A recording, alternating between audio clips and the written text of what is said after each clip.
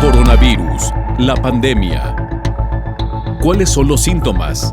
¿Cómo se transmite? ¿Qué puedo hacer para protegerme y prevenir la propagación de la enfermedad? Nuevo padecimiento que ha encendido las alarmas de los sistemas de salud. Coronavirus, la pandemia. Qué gusto reencontrarnos en este programa especial de Coronavirus, la pandemia. Le recordamos que nuestro programa ya es semanal, nos encontramos todos los días jueves. Gracias de verdad por seguirnos sintonizando, lo cual nos da una oportunidad también de recapitular sobre los temas diversos que se han presentado a lo largo de los últimos días. Hoy dedicaremos nuestro programa a hablar de COVID-19 y el consumo de alcohol. El hecho de que una persona consuma alcohol en cantidades, importantes, debilita el sistema inmunológico y aumenta el riesgo de complicaciones al presentar síndrome de insuficiencia respiratoria aguda y neumonía asociados a COVID. De esto le estaremos hablando hoy. Le contaremos también que la Organización Panamericana de la Salud realizó un estudio de consumo de alcohol durante la pandemia de COVID-19 en América Latina y el Caribe. Revela que hubo mayor consumo socializando en línea y en presencia de los niños. Y es que, claro, al agudizarse estas cuarentenas, estos confinamientos, algunas personas dedicaron alguna parte de este espacio o tiempo en casa a consumir alcohol, lamentablemente. El alcohol es el principal factor de riesgo de mortalidad prematura y discapacidad, advierte la Organización Mundial de la Salud. Así que hoy estaremos brindando la información sobre esta relación alto consumo de alcohol y COVID. Y mira, también le estaremos contando que en Europa la vacunación será obligatoria ante el incremento acelerado por el número de casos debido a la llegada de la variante Omicron. Pero vayamos con nuestra compañera Isaura López Villalobos, quien, como siempre, nos pone en contexto. El consumo de alcohol debilita el sistema inmunitario, además de la grave afectación que causa al hígado y a los ojos. Implica desarrollar enfermedades crónicas degenerativas como presión arterial, enfermedades cardíacas, accidentes cerebrovasculares y ocasionar cáncer. El consumo de esta sustancia nociva afecta también al comportamiento, la salud mental y trae consigo problemas sociales y familiares. Pero al debilitar el sistema inmunitario y la capacidad para hacer frente a enfermedades infecciosas, es un gran peligro para la salud y la vida de las personas. Entre estas infecciones está la del virus SARS-CoV-2. La cerveza, el vino y el licor contienen alcohol. Al tener una salud débil, incrementa el riesgo de complicaciones al presentar síndrome de insuficiencia respiratoria aguda y neumonía, que suelen estar asociados a la COVID-19. En el tercer año de la pandemia COVID-19, las personas con antecedentes de consumo de alcohol se han visto más afectadas, por lo que han permanecido en terapia intensiva por los daños que ocasiona este virus en el sistema inmunitario frágil y débil. Este virus, al estar en el cuerpo humano, afecta de diferentes maneras en función de cada persona. Uno de los graves daños es la inflamación que ocasiona a los órganos y tejidos. Esta inflamación, agregada a un cuerpo que arrastra un proceso también inflamatorio por consumo de alcohol, se vuelve una bomba de tiempo. Los efectos del alcohol a corto y largo plazo ocasionan insuficiencia hepática y otras complicaciones graves. La COVID-19, a lo largo de estos 750 días de impregnarse en el mundo como la drosera, una planta carnívora que, aunque su extracto es usado para combatir bacterias y virus y curar gripes, resfriados, enfermedades respiratorias, alergias y asma, no deja de ser letal. Mientras que el SARS-CoV-2 ha sido un dolor de cabeza que causa con sus diferentes variantes un sinnúmero de afectaciones como es neumonía, altamente peligrosa para la vida del ser humano. Ante la pandemia COVID-19 y los graves estragos que dejan las variantes, hoy el mundo invadido por Omicron, es momento de dejar a un lado los mitos de que el consumo de alcohol destruye el virus en el organismo o que estimulan la inmunidad y la resistencia frente al virus. La Organización Panamericana de la Salud, desde el año 2020, primer año de la pandemia, mantiene la advertencia sobre los daños que ocasiona el efecto del consumo de alcohol ante la COVID-19. Informó Isaura López Villalobos. Entre las noticias que le tenemos que compartir que surgieron en los últimos días está una muy buena noticia. La Organización Mundial de la Salud ha autorizado la distribución de 2 fármacos para tratar COVID-19. La Organización Mundial de la Salud dio luz verde recientemente a 2 nuevos fármacos contra la COVID-19, los medicamentos baricitinib y sotrovimab. Uno de los fármacos se usa para tratar la artritis reumatoide y se recomienda en pacientes con síntomas graves de coronavirus, mientras que el otro se emplea en enfermos con indicios de coronavirus no severos, pero con riesgo de hospitalización. El aval llegó tras el visto bueno de un grupo de expertos internacionales que trabajan en la OMS y cuyos resultados se publicaron en la revista científica el British Medical Journal. El baricitinib es un medicamento que sirve para reducir la inflamación y también es utilizado para tratar la artritis reumatoide. Se recomienda especialmente para pacientes con COVID-19 en estado grave o crítico, en combinación con corticosteroides, una variedad de hormonas que usan para curar la primera de estas enfermedades. La recomendación del grupo se basa en pruebas de certeza moderada, de que mejora la capacidad de supervivencia y reduce la necesidad de respiración asistida, sin observarse un aumento de los efectos secundarios. Los expertos de la OMS señalan que tienen efectos similares a los de otros fármacos para combatir la artritis, llamados inhibidores de la interleucina 6, por lo que cuando ambos están disponibles, sugieren elegir uno en función del costo, la disponibilidad y la preferencia del médico. Aclararon que no se recomienda el uso de ambos fármacos al mismo tiempo. Además, aclaran que no se debe usar 2 inhibidores en pacientes con COVID-19 en estado grave o crítico, ya que las pruebas de escasa fiabilidad en los ensayos clínicos no mostraron ningún beneficio y sugieren un posible aumento de efectos secundarios graves con el tofacitinib. La recomendación del sotrovimab se formula para pacientes con coronavirus que no se agrave, pero solo para aquellos con mayor riesgo de hospitalización, informó Rocío López Fonseca.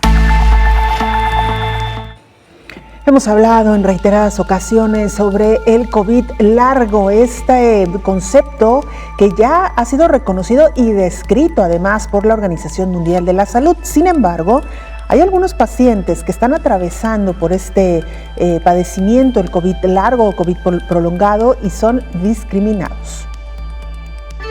Oliver Gray es un consultor británico que vive en Bruselas. Este apasionado músico solía viajar por todo el mundo acercando la legislación de la Unión Europea a sus clientes. Pero desde hace meses tiene COVID persistente. Ahora su vida se ha ralentizado y aún no puede saborear ni oler. La COVID también hace que dejes de funcionar. Te duele el cerebro, no estás donde estabas antes. No eres normal. Después de un tiempo, piensas, ¿alguna vez volveré a la normalidad? La parte más difícil para Oliver ha sido la falta de apoyo de la sociedad y del sistema sanitario. A menudo le echan la culpa a su sobrepeso o le acusan de vago. No era solo que no estaba interesado en mi trabajo. No estaba concentrado, tenía miedo a cometer errores. Yo sabía lo que quería decir. Sabía los nombres, como el nombre de una ley o el nombre de un estudio. Y no lo entendía. No era solo que lo había olvidado. Simplemente era inalcanzable. La fatiga irreprimible, la confusión mental, el trastorno de la memoria son algunos de los síntomas que los pacientes de este doctor en Charleroi, en el sur de Bélgica, han descrito. Desesperado por ayudarles, este médico de cabecera ha documentado su difícil situación. Marc Jamoul pide más recursos y más reconocimiento para sus pacientes y espera que esta investigación tenga éxito a pesar de la falta de apoyo de las autoridades. Yo estoy bien, pero mis pacientes están en un estado catastrófico. Si no se les ayuda, terminarán sin hogar, tal vez socialmente excluidos. O en todo caso, terriblemente humillados por una enfermedad que les afecta y que nadie reconoce, y sobre la que de momento no hay tratamiento. Hay perspectivas, y buscamos, pero no tenemos ningún tratamiento en concreto. También está buscando respuestas la Organización Mundial de la Salud, que ha pedido a los responsables políticos europeos que tengan en cuenta la complejidad de la COVID persistente en sus propuestas políticas.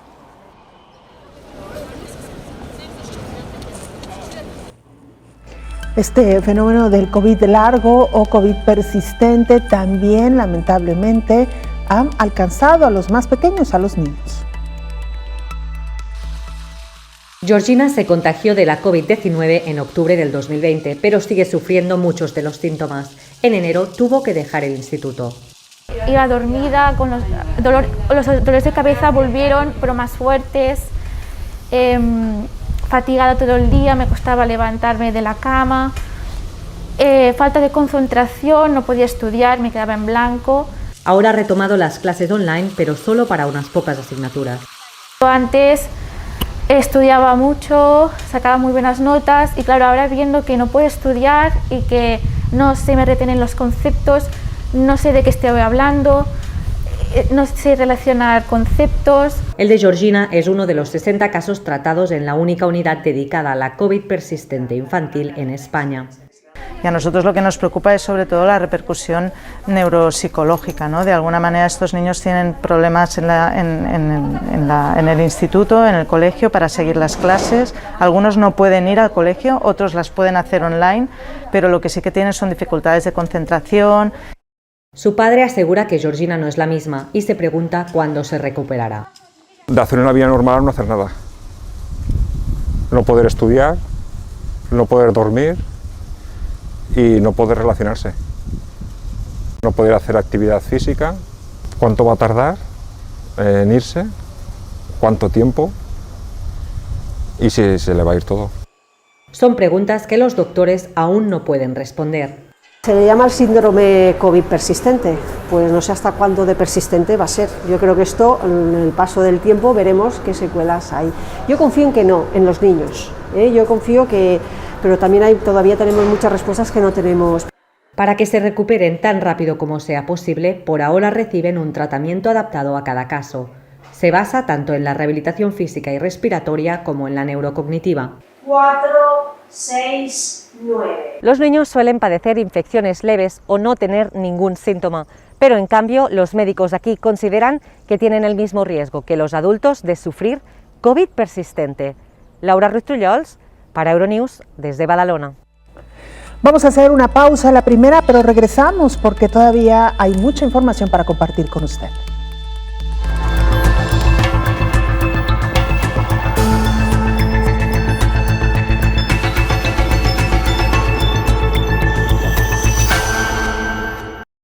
Ahora puedes tener en tu dispositivo móvil la señal de TV USAC, la televisión alternativa.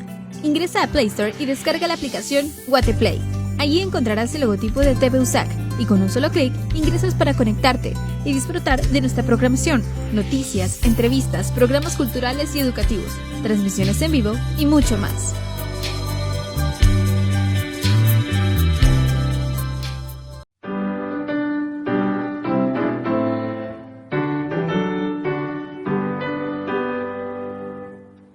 Gaudiamus vigitur, Iumen est sumus. Gaudiamus vigitur, Iumen est sumus.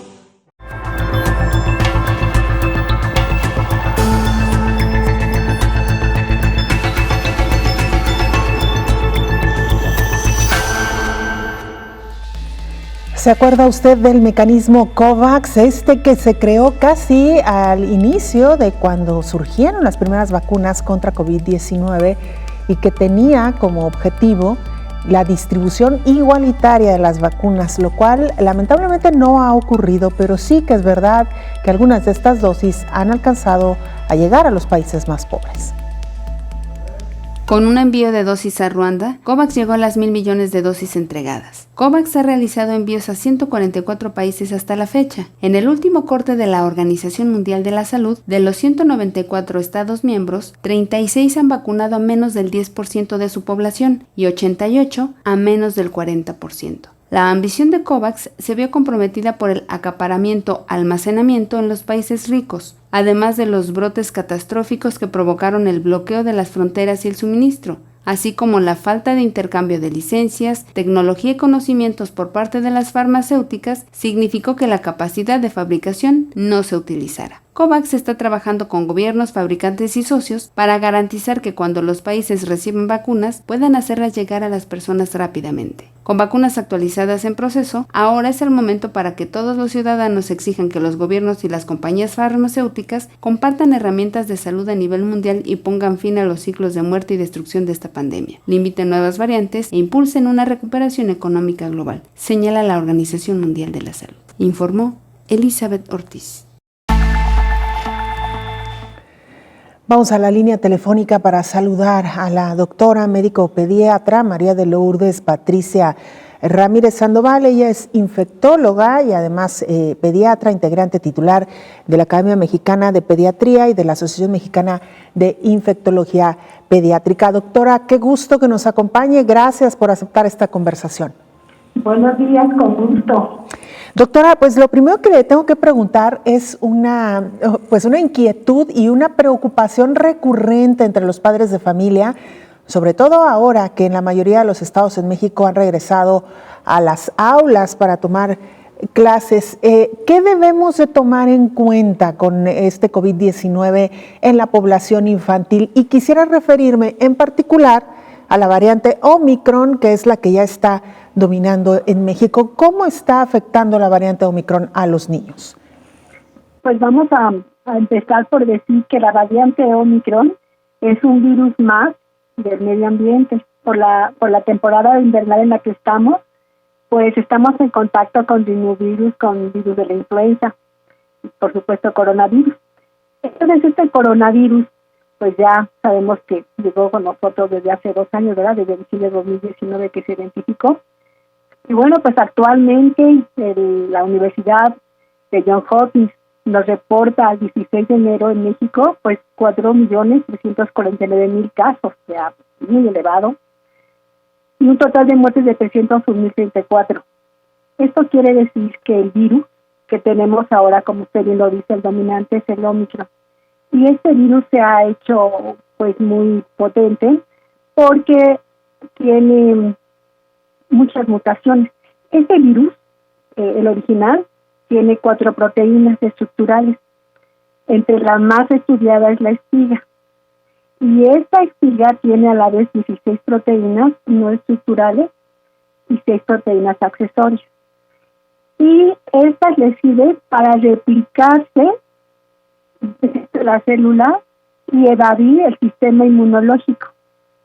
Pero además, esta misma espiga, en su parte superior, contiene una subunidad que se llama RBD, que es el dominio para que entre la célula y obligue a la replicación, lo que hace que todos los pequeñitos que no han sido vacunados pues tengan ese riesgo de mayor contagio, porque es una variante con más de 40 mutaciones. Y esto la hace ser más transmisible, sobre todo entre el día 3 y 6, después de haber iniciado los síntomas. Lo hace ser más infecciosa, sobre todo en vías respiratorias, y mayor riesgo de reinfección aún en los pacientes vacunados. Entonces, ¿qué pasa con los chiquitos que no han recibido vacunas en nuestro país? Que al estar por primera vez en contacto con este virus, se infectan rápido.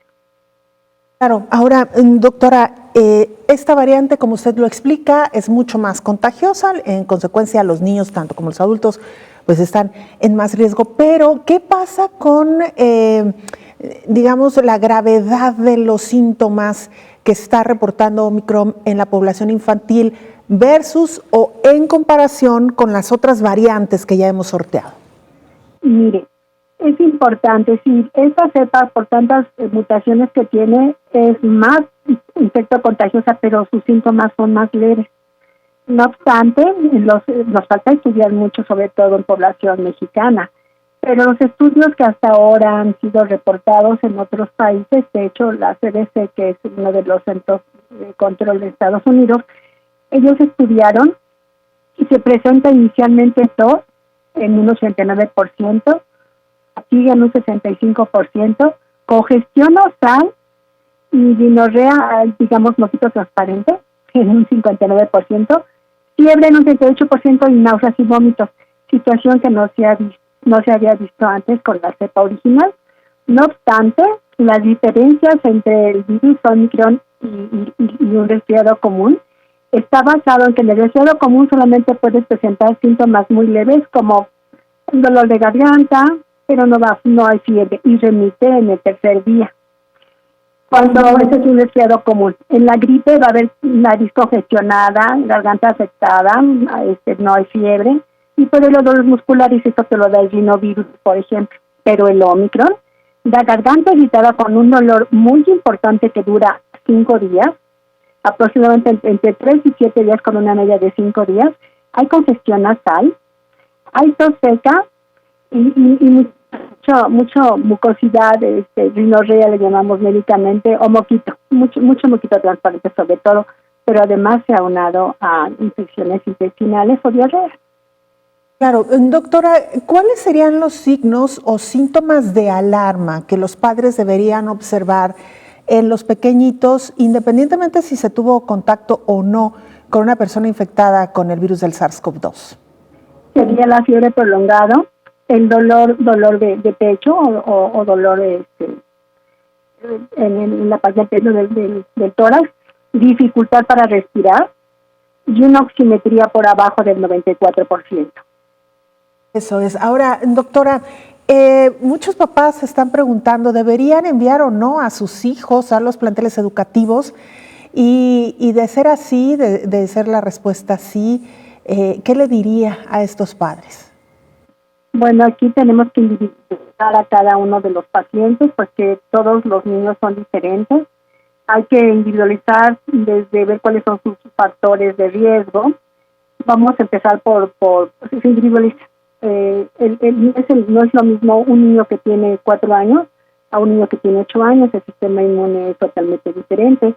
Hay que ver el tipo de nutrición, si tiene comorbilidades, si es muy obeso, si es asmático.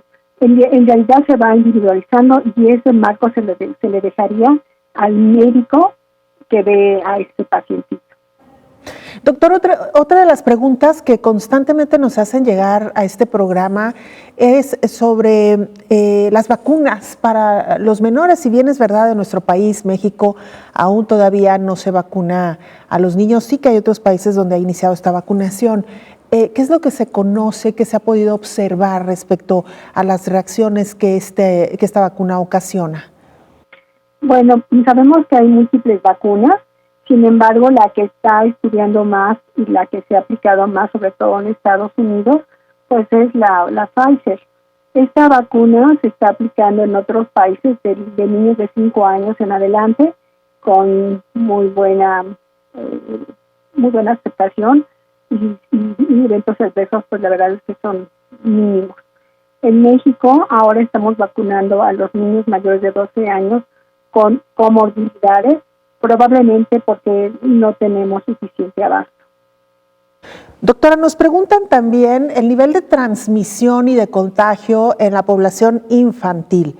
¿Qué tan susceptibles son los niños de contagiarse y de mostrar síntomas graves, pero a su vez también qué tan susceptibles son ellos de infectar a los adultos?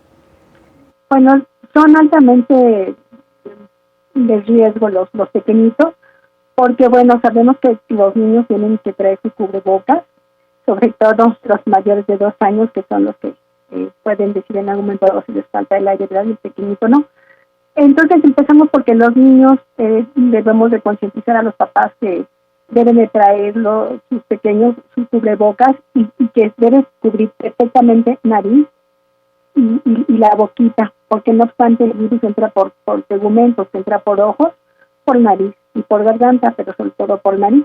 Entonces una forma de protegerlos es a través de tener su cubrebocas. Pero si este pequeñito está infectado por otro compañero de la escuela o por un familiar o porque va en el transporte público, no sé, y se infecta este pequeñito, va a presentar los síntomas ahora con el Omicron entre 3 y 5 días con una mediana de 4 días.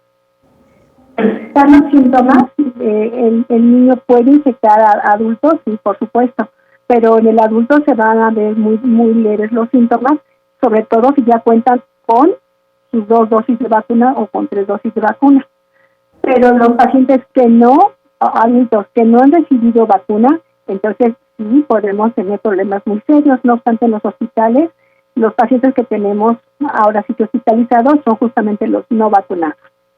Claro, le recordamos a nuestra audiencia que estamos charlando con la doctora María de Lourdes Patricia Ramírez Sandoval, infectóloga y es pediatra, afiliada a la International American Academy of Pediatrics y también miembro numerario de la Asociación Mexicana de Infectología y Microbiología Clínica. Doctora, otra pregunta muy recurrente que nos llega y sobre todo de padres preocupados, las pruebas de detección para los menores. ¿Cuál sería la recomendación? ¿Aplica lo mismo que para los adultos? Es decir, si se tuvo contacto con una persona contagiada, asumir que se pudo haber contagiado y resguardarse, no necesariamente hacer una prueba. ¿Qué recomendaría usted, sobre todo para los pequeñitos, que puede esta prueba resultar muy incómoda? Bueno, lo que pasa es que cuando tenemos un pacientito con todos los datos clínicos sugestivos de una infección por COVID, y si no tenemos ningún paciente, ningún familiar que esté en la familia enfermo, sí es conveniente realizarle la prueba al pequeñito, porque como comparten los síntomas otros virus y COVID, estar dando seguros de que este paciente está acusando con un problema de COVID, y sí se debe tomar la prueba en estas condiciones. ¿Qué prueba? Bueno, se puede hacer el antígeno, que es una prueba rápida, antígeno para coronavirus, o se puede hacer el PCR. Tenemos también pruebas en saliva, que hasta ahora no tenemos clara cuál es la sensibilidad y la especificidad, pero sí se debería realizar esta prueba. Por otra parte, cuando en la familia hay más de un paciente que está infectado por COVID, entonces los demás individuos de la familia se pueden infectar y le llamamos asociación epidemiológica, es decir, si con un paciente que esté en la familia está infectado y estuvo en contacto con los demás miembros de la familia sin cubrebocas, entonces es muy fácil que se contagien y allí ya no harías justamente una prueba COVID, sino lo tomarías por asociación epidemiológica y entonces le das tratamiento familiar. Doctora, muchas gracias por su tiempo, muchas gracias por compartir su conocimiento también. Muy buen día. Le agradezco. Es la doctora María de Lourdes Patricia Ramírez Sandoval, infectóloga, pediatra, es integrante de la Academia Mexicana de Pediatría y de la Asociación Mexicana de Infectología Pediátrica. Esperemos que haya respondido a todas las preguntas que ustedes nos han hecho llegar a este espacio. Vamos a una pausa, regresamos con más información.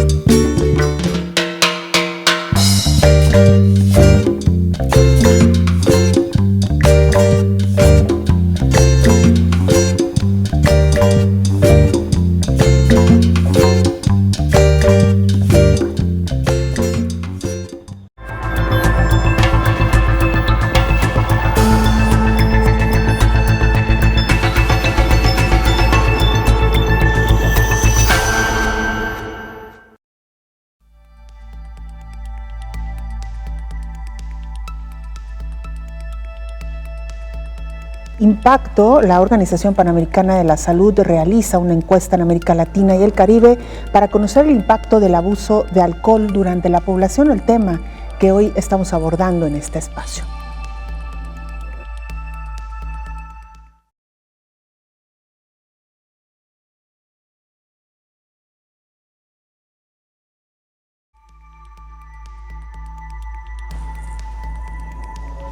Bueno, antes de presentarle esta noticia, se lo decíamos ya al inicio de nuestro programa, estamos deteniéndonos un poco sobre la relación que hay entre el abuso en el consumo de alcohol y los riesgos que esta práctica podría tener en medio de una pandemia como la de COVID-19, contrario a estos rumores sin fundamento o dichos sin fundamento en el sentido de que consumir alcohol puede inhibir la presencia del virus. Lo que se ha demostrado es al contrario, que podría bajar las defensas de quienes consumen cantidades excesivas de alcohol. Y precisamente para hablar de este y muchos otros temas, ya nos acompaña aquí en el estudio el infectólogo Héctor Raúl Pérez Gómez. Doctor, qué gusto verlo, escucharlo. Bienvenido. Igualmente, Belén, buen día, qué gusto saludarte. Igualmente, doctor, pues días muy complicados para México en general, para América Latina. 60,000 casos, más de 60,000 casos en México.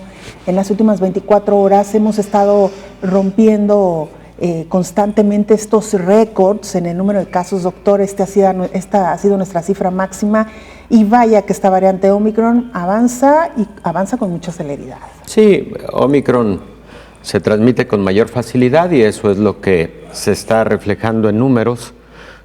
Más de 60,000 casos, efectivamente es el récord que tiene México. El último récord había sido de alrededor de 23,000 casos durante la segunda ola pandémica que vivió nuestro país. Y la diferencia pues es la gravedad con que se están presentando. En este caso, Omicron parece tener menor virulencia.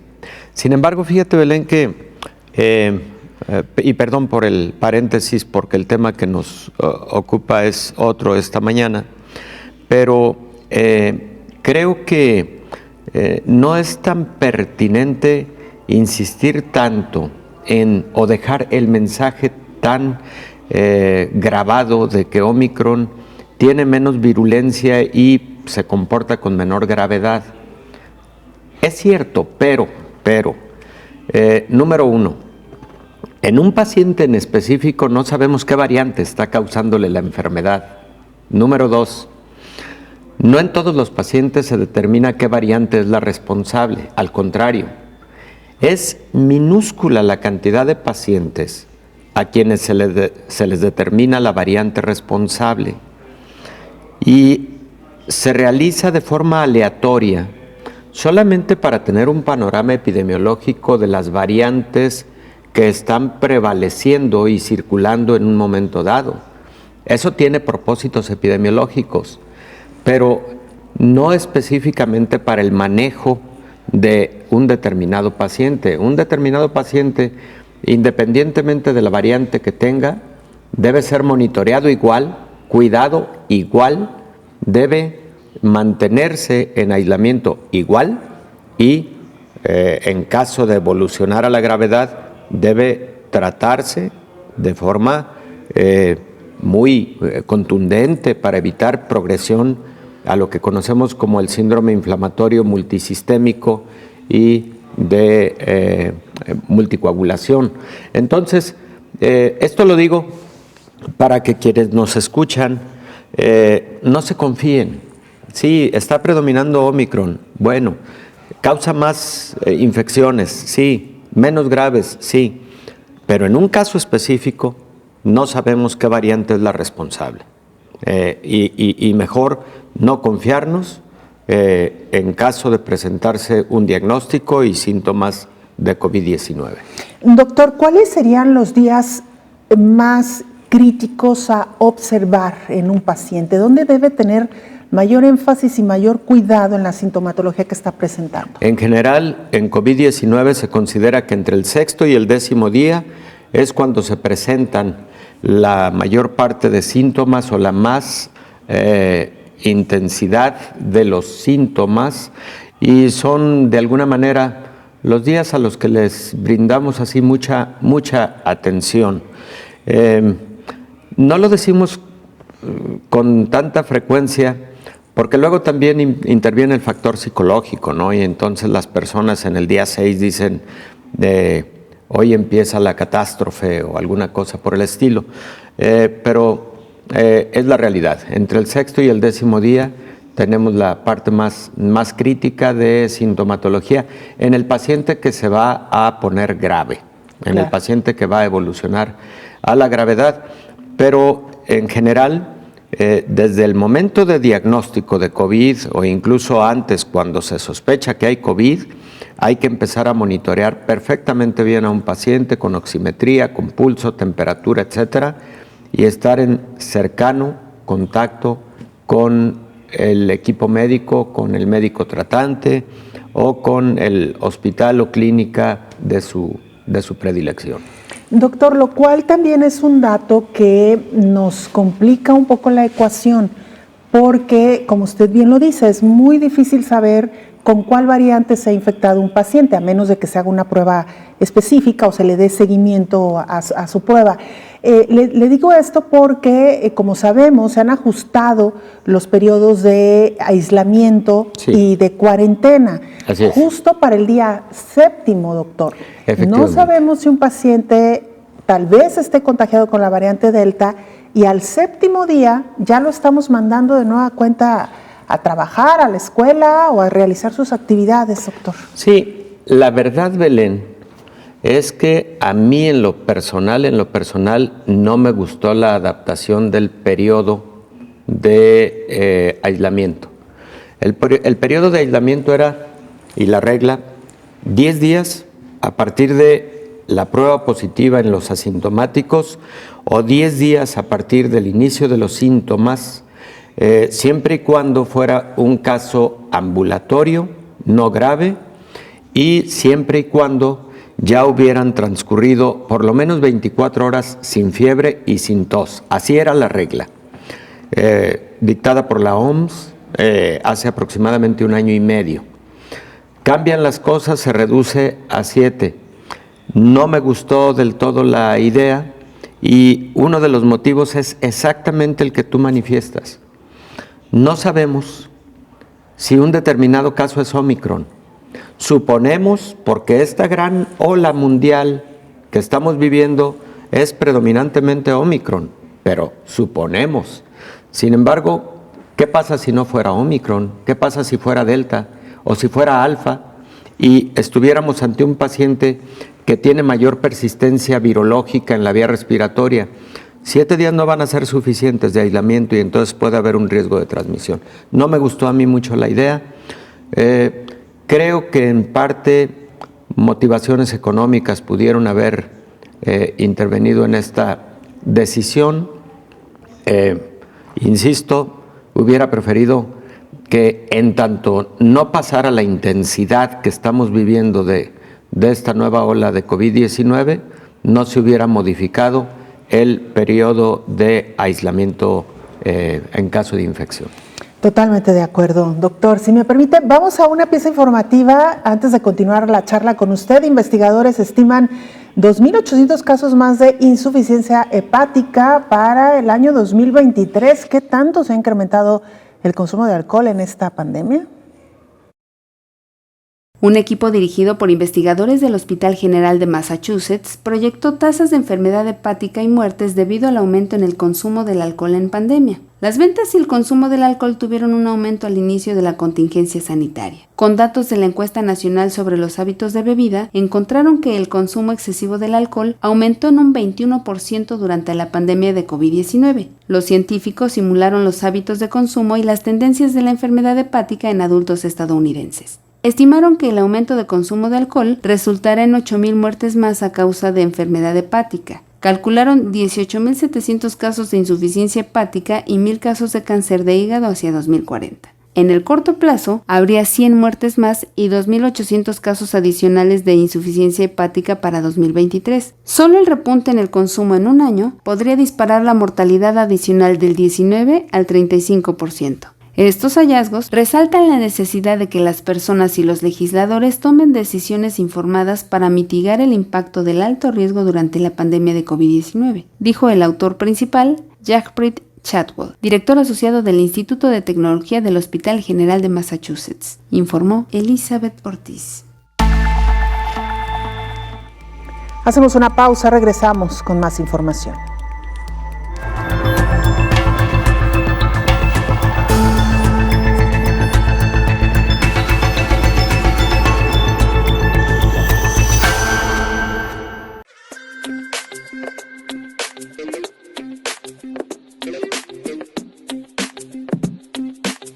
Al momento que estamos filmando este video, 50 casos de COVID-19 han sido confirmados en nuestro país. Los casos van en aumento exponencialmente. Todos estamos en riesgo. Todos somos vulnerables al virus. ¿Pero qué estamos haciendo para prevenir que esta situación empeore? ¿Qué estamos haciendo para que esto no se nos salga de nuestras manos? Algunos de nosotros hemos optado por permanecer en nuestra casa. Por incrementar las medidas de higiene y respetar el distanciamiento social. Pero muchos otros siguen en las calles, indiferentes a la emergencia. Despreocupados, como que si nada pasara. Así que hoy les tenemos un mensaje a todos ellos. Todos tenemos un rol importante en la lucha contra el COVID-19. Todos podemos ayudar a frenar la propagación de este virus tan contagioso. Y hay una manera muy fácil en la que podemos colaborar, con una mascarilla.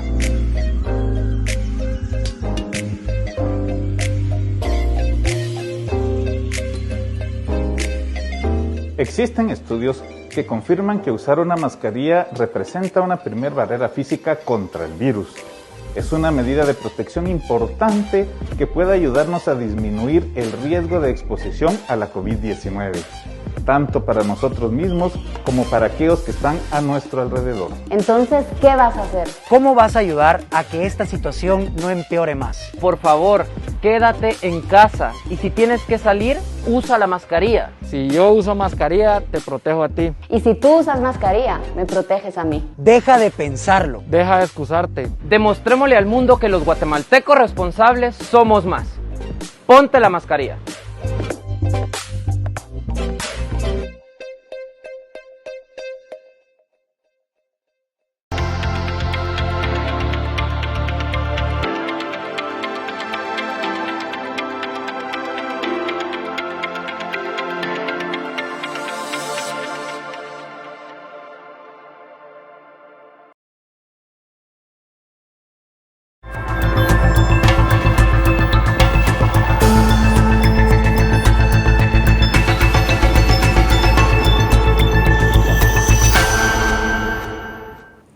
Vamos a Colombia para saludar a nuestro compañero Richard Quiñones de Oriente Noticias Bucaramanga, quien nos actualiza información. Te saludamos, Richard, adelante. Hola, ¿qué tal? Un saludo especial desde Colombia. Ya estamos listos para contarles lo que ocurre de ese lado de Latinoamérica con relación al COVID-19. El último reporte entregado por el Ministerio de Salud colombiano arroja que hay alrededor de 24.472 casos nuevos de coronavirus y a su vez en las últimas horas se procesaron 100.800 pruebas, 55.487 de PCR y 45.313 de antígenos. Al menos 134 personas perdieron la vida como consecuencia de la pandemia en las últimas horas. Además, el país completó 5.568.068 contagios desde que inició la pandemia en marzo del año 2020.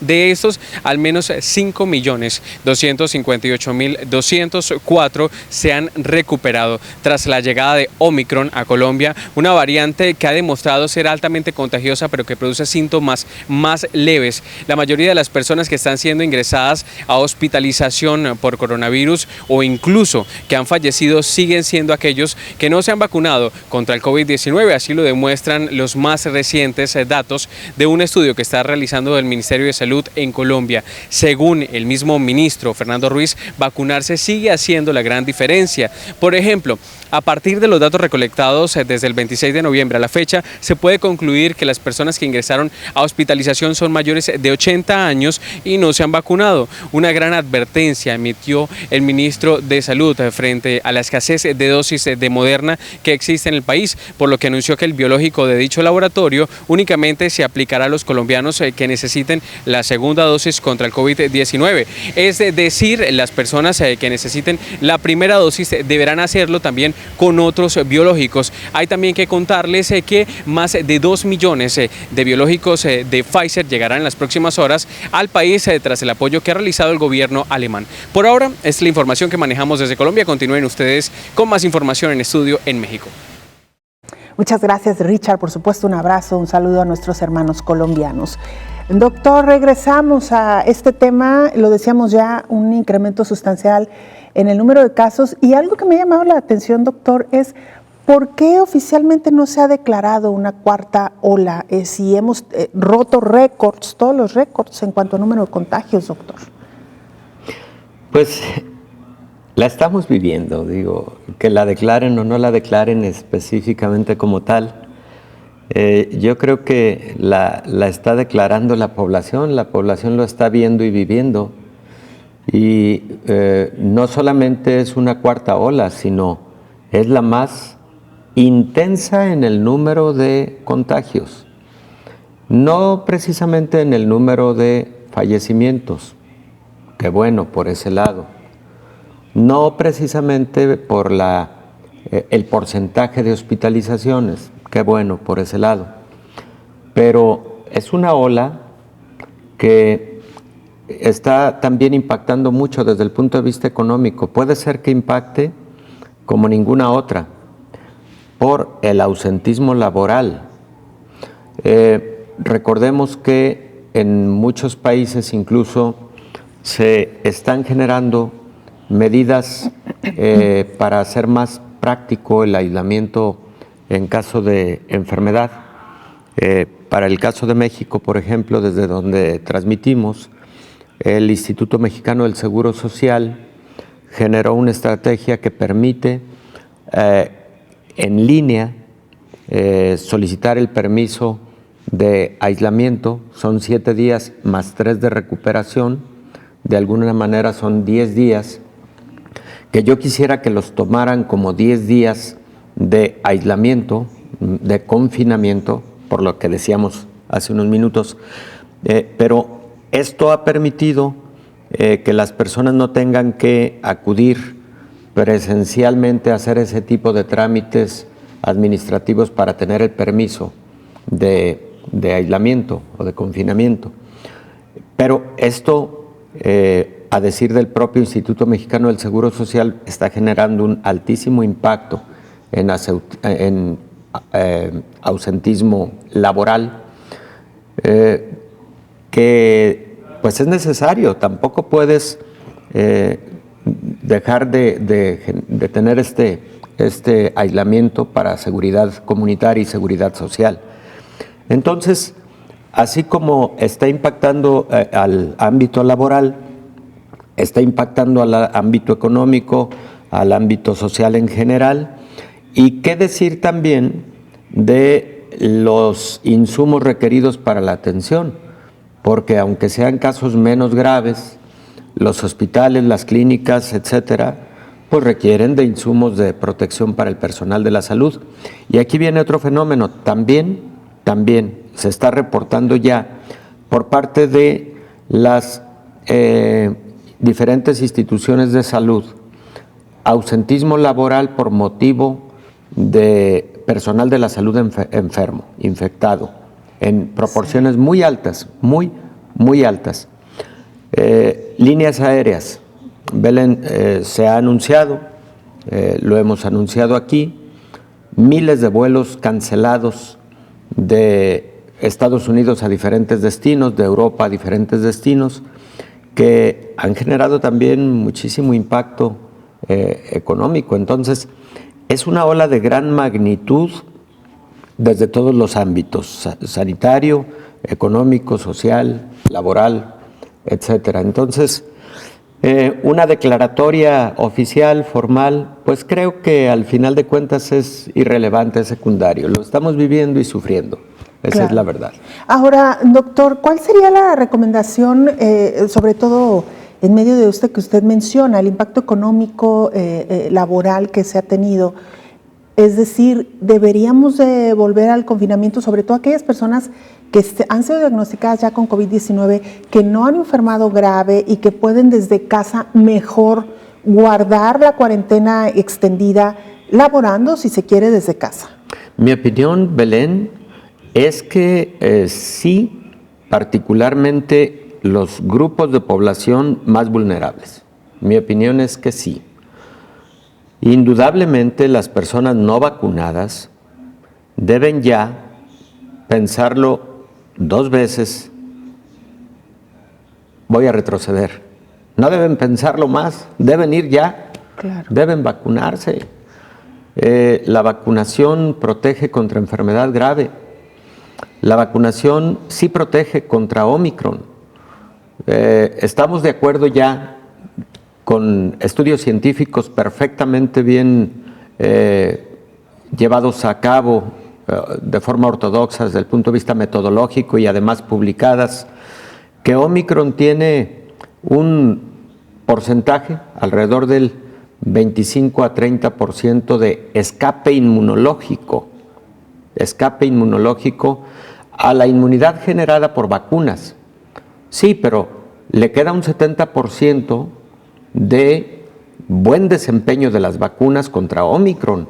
Entonces ese es otro aspecto que no debemos perder de vista e insistirle a la población, por un lado, a quienes no se han vacunado por diversos motivos y que ya deberían de haberlo hecho, que se vacunen, por favor, se protegen y protegen a los demás.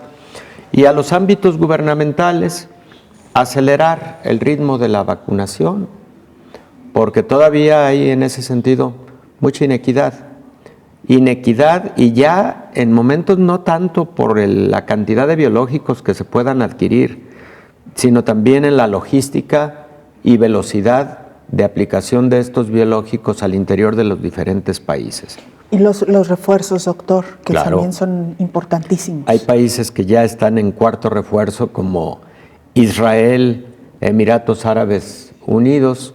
Hay países que no han tenido ni una sola, no han llegado a un 20% de su población con una dosis de la vacuna. Hay mucha inequidad en ese sentido, pero qué bueno que tocaste el punto de refuerzo.